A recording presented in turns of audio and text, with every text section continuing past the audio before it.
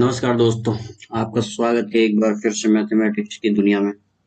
आज हम देखने वाले हैं चैप्टर 13 स्टैटिक्स। हम पढ़ने वाले हैं मीन के बारे में, ठीक है। और हम पढ़ने वाले हैं आज मॉड के बारे में और पढ़ने वाले हैं मीडियन के बारे में। तीन चीजें हैं जो हमें इसमें जाननी है और तीनों से ही जो है तो क्वेश्चन आते हैं अपने पेपर में। आज हम पढ़ने वाले हैं डायरेक्ट मीन मेथड के बारे में, क्या होती है, कैसे सॉल्व करते हैं, क्या क्या स्टेप है। और जानने वाले हैं अज्यूम्ड मीन मेथड के बारे में। सिमिलर ही है, डायरेक्ट मीन मेथड का जो है तो एक फॉरवर्डेड अंग है, ठीक है। Step deviation method assumed mean method का एक बढ़ता हुआ क्रम है। तीनों से ही जो है तो मीन निकाला जा सकता है। मीन डायरेक्ट मीन मेथड हम कैसे निकाल सकते हैं, देखते हैं। इसका फॉर्मूला होता है x bar equal to summation of F I D I, sorry D I नहीं होता है यहाँ पे होता है एक्स आई। क्या होता है x i divided by summation of F I. यहाँ पे एक्स आई क्या है, एक्स आई है अपना average of average of average of upper class and lower upper upper class, upper interval, upper limit बोल सकते हैं, upper limit and lower limit. इसको निकालने का क्या फॉर्मूला हो जाएगा, इसका हो जाएगा upper limit plus lower limit divided by 2, ठीक है। ये हो जाएगा एक्स आई और एफ आई अपनी हो जाएगी फ्रीक्वेंसी, एफ आई हो जाएगी अपनी फ्रीक्वेंसी। और जो समेशन है वो तो आपको पता होगा, समेशन का मतलब होता है सम, क्या सम, ठीक है। ये हो गया आपका डायरेक्ट मीन मेथड। अब एज्यूम्ड मीन मेथड का मतलब क्या है, इसमें हम पहले से ही एज्यूम कर लेते हैं कि कोई मीन है हमारे पास में, ठीक है। कि मीन ये हो सकता है, हम मान लेते हैं कि इतना होगा, तो उसके अनुसार फिर हम इसको डिफाइन करते हैं, इसको सॉल्व करते हैं। जैसे इसका फॉर्मूला होता है x bar equal to A plus summation of F I D I divided by summation of F I, ठीक है। अब यहाँ पे देखते हैं कि ये क्या होता है। ए होता है अपना अज्यूम्ड मीन, क्या होता है अज्यूम्ड मीन, ठीक है। ए हो जाता है अपना अज्यूम मीन, ठीक है। उसके बाद जो हमारा डी आई है, डी आई ये होता है x I minus A, okay. D I हो जाता है एक्स आई माइनस ए। एक्स आई आपको पता ही है, मैंने ये बता ही दिया है आपको यहाँ पे, ये मैंने बताया कि एक्स आई क्या होता है, ठीक है। उसके बाद एफ आई अपने को पता है, एफ आई भी ये है, यही होता है, फ्रिक्वेंसी होती है। और समेशन का मतलब मैंने आपको पहले ही बता दिया। तो ये मोस्ट इंपॉर्टेंट फॉर्मूले हैं जो हमारे काम में आने वाले हैं। ये है डायरेक्ट मीन मेथड के लिए, ठीक है। ये है डायरेक्ट मीन मेथड के लिए और ये है हमारा अज्यूम्ड मीन मेथड के लिए, ठीक है। ये है हमारा अज्यूम्ड मीन मेथड के लिए। तीसरा और मैंने आपको बताया था कि स्टेप डेविएशन, स्टेप डेविएशन का फॉर्मूला। स्टेप डेविएशन में क्या होता है, स्टेप डेविएशन होता है x bar equal to A plus H into summation of F I U I divided by summation of F I, ठीक है। अब यहाँ पे हम देख लेते हैं, यहाँ पे हम देखते हैं कि यू आई क्या होता है। तो यू आई होता है अपना, यू आई होता है D I divided by H equal to D I क्या होता है हमारा एक्स आई माइनस ए। अभी मैंने बताया थोड़ी देर पहले ही आपको कि अपना डी आई क्या होता है एक्स आई माइनस ए, ठीक है। तो यू आई क्या हो जाएगा एक्स आई माइनस ए, और एक्स आई में मैंने बता रखा है आपको क्या होता है एक्स आई होता है upper limit plus lower limit divided by 2 ये हो जाएगा -a और डिवाइडेड बाई 4, एच, सॉरी 4 नहीं, एच। एच क्या होता है? एच होता है डिफरेंस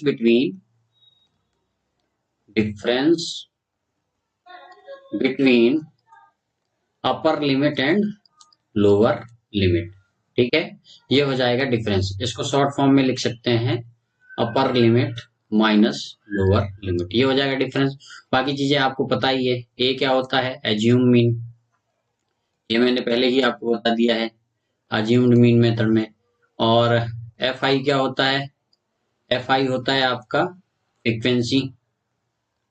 फ्रीक्वेंसी समेशन का मतलब भी मैंने बता दिया है। समेशन का मतलब होता है सम, किसी भी चीज को जोड़ना वो कहलाता है सम। ठीक है, ये तीनों चीजें आपको क्लियर होनी चाहिए। बेसिक जानकारी आपको इसके बारे में रखनी है, जो फॉर्मूले हैं।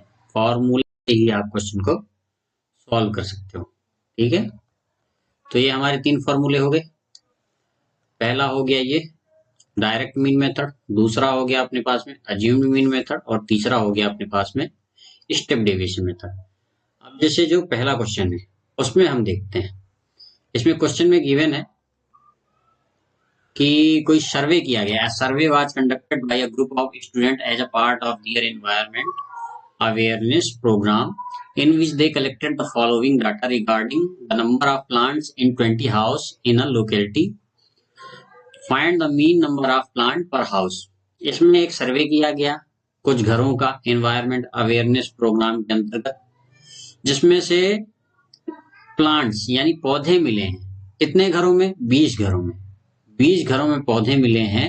ठीक है, तो जैसे नंबर ऑफ हाउस, एक घर में 0 से 2 पौधे मिले हैं, 2 घरों में 2 से 4 पौधे मिले हैं, एक घर में 4 से 6 पौधे मिले हैं, 5 घरों में 6 से 8 पौधे मिले हैं, 6 घरों में 8 से 10 पौधे मिले हैं, 2 घरों में 10 से 12 पौधे मिले हैं, और 3 घरों में 12 से 14 पौधे मिले हैं। कहने का मतलब ये है कि जब उन्होंने कोई घर देखा उसमें से एक घर में 0 से 2 पौधे हैं, 2 घर ऐसे हैं जहां पे 2 से 4 पौधे हैं। अब हमको पता नहीं ना कि कौन कौन सा घर कौन कौन सा है जहां 2 से 4।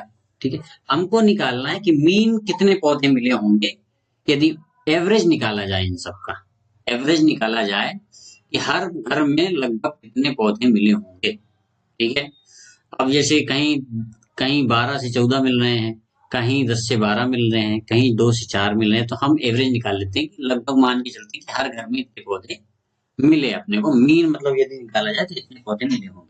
ठीक है, तो इसको निकालने की 3 मेथड है। पहली तो होगी आपकी डायरेक्ट मीन मेथड, दूसरी होगी एज्यूम मीन मेथड, तीसरी होगी आपकी स्टेप डेविएशन मेथड। ओके, तो हम तीनों मेथड से इसको जो है तो सॉल्व करेंगे। हमको बताना भी है कि which method did you use for finding the mean. आप 3 में से कौन सी मेथड यूज करेंगे, ठीक है, और क्यों करेंगे, दोनों चीजें बतानी है। चलो मैं आपको बताता हूं, इसमें देखते हैं क्या होता है।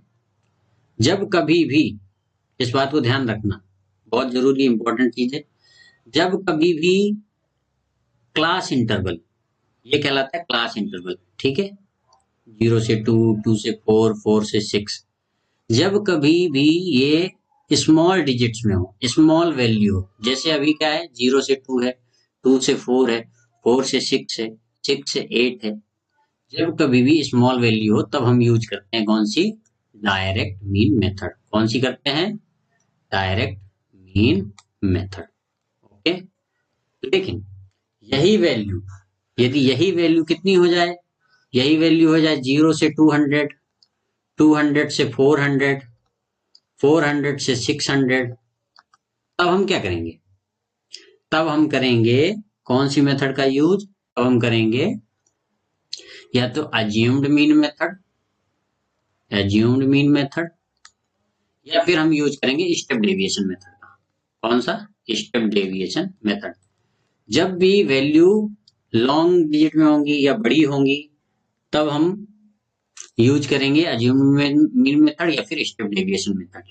लेकिन जब भी वैल्यू स्मॉल होगी तब हम कौन सी मेथड का यूज करेंगे? Direct mean method. चलिए हम देखते हैं अब डायरेक्ट मीन मेथड के बारे में।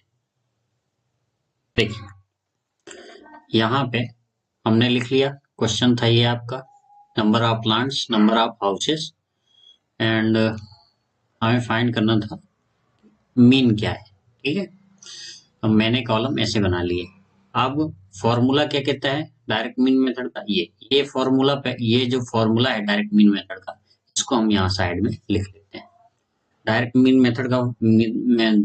मेथड का फॉर्मूला होता है x bar equal to summation of F i x i divided by summation of F i. ये होता है फॉर्मूला डायरेक्ट मीन मेथड का। ठीक है, यहाँ पे हम क्या करते हैं, अब हमें निकालना क्या क्या है। एक तो हमको एक्स आई चाहिए और एक हमको एफ आई चाहिए, दो ही चीजें चाहिए, बाकी तो कुछ चाहिए नहीं अपने को।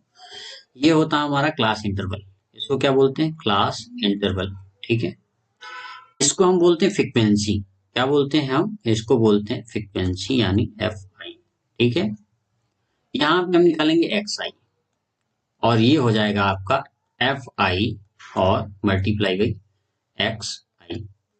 एफ आई और एक्स आई इसका मतलब क्या, मल्टीप्लाई ही है, इन दोनों का मल्टीप्लाई करना है।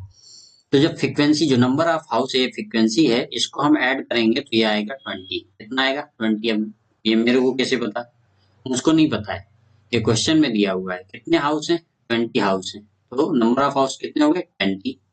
ठीक है, आप ऐड करके भी देख सकते हो, सम जो है तो वो 20 ही आएगा। Okay, then x i find करने के लिए मैंने आपको बताया था कि एक्स आई इक्वल टू होता है upper limit plus lower limit divided by 2।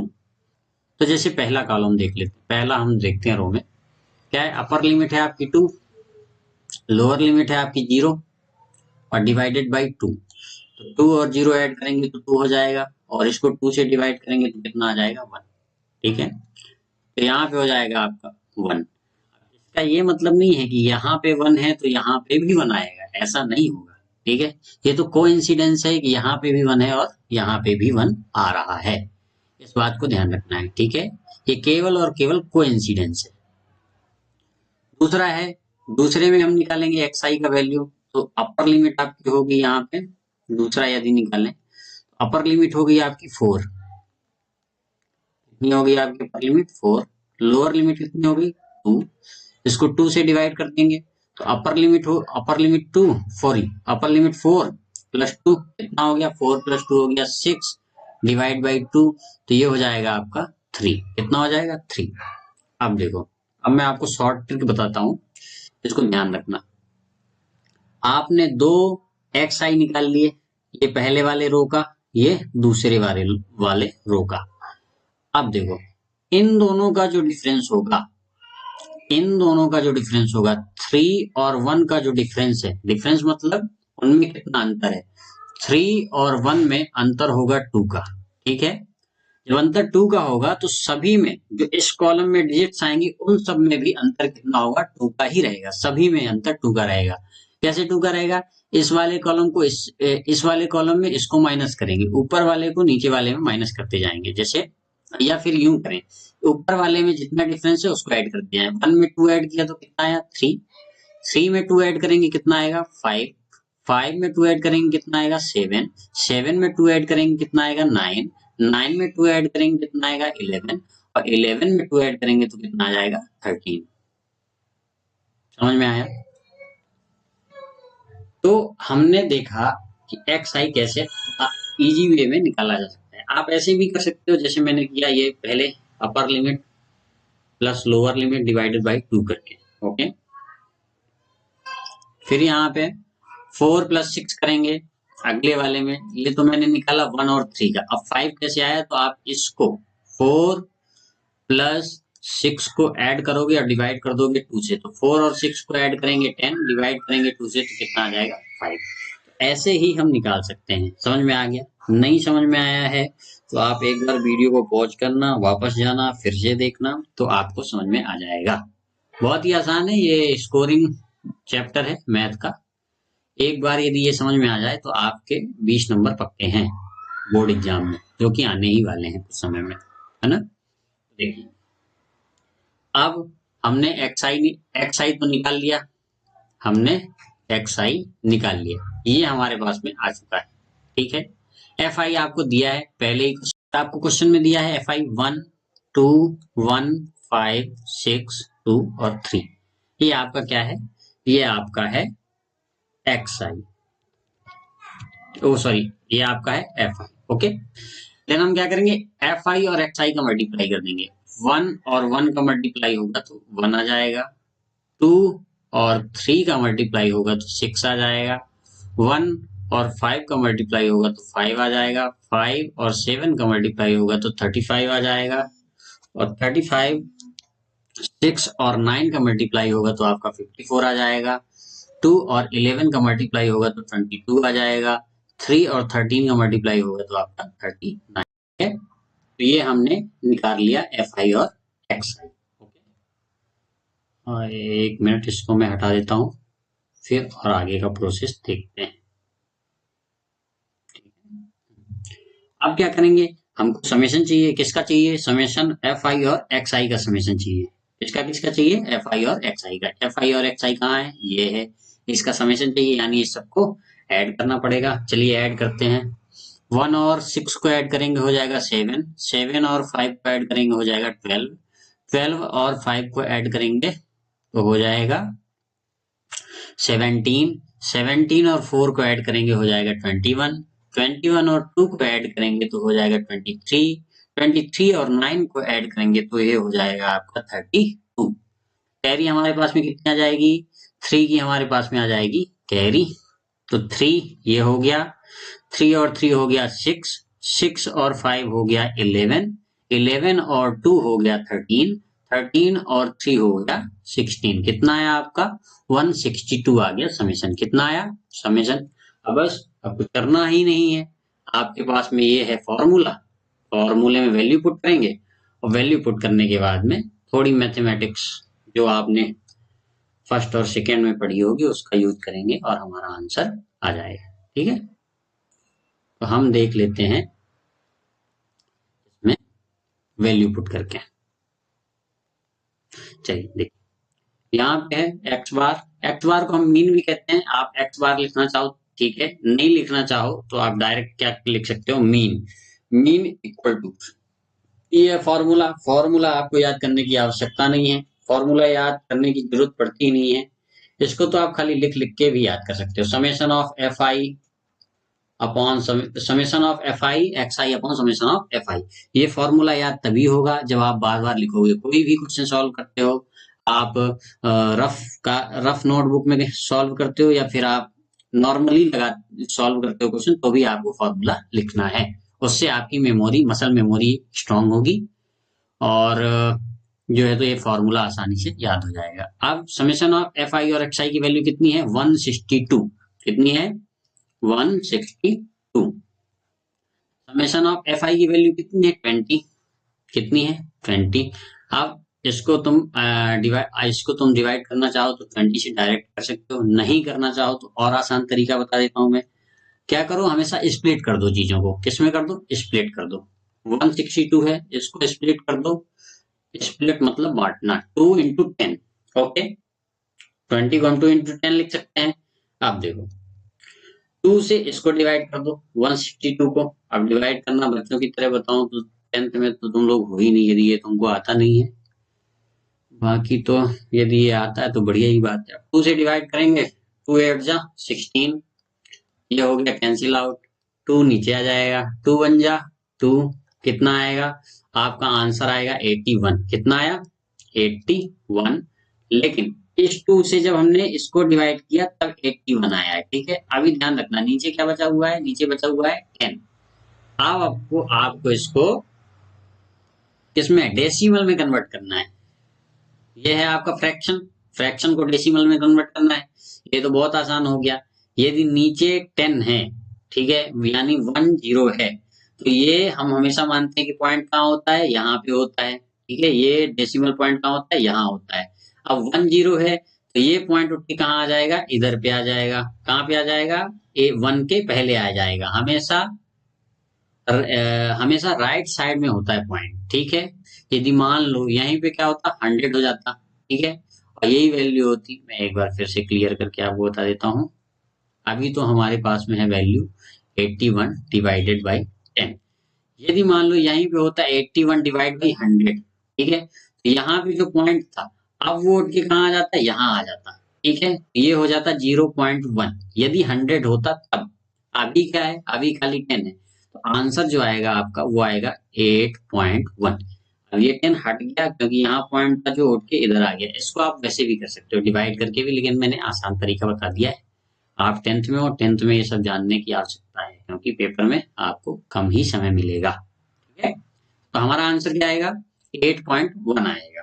ठीक, तो इसको सिस्टमेटिक तरीके से हम लिख सकते हैं। यहाँ ये सब ना लिख के हम लिख सकते हैं डायरेक्ट, यहाँ पे क्या लिख सकते हैं,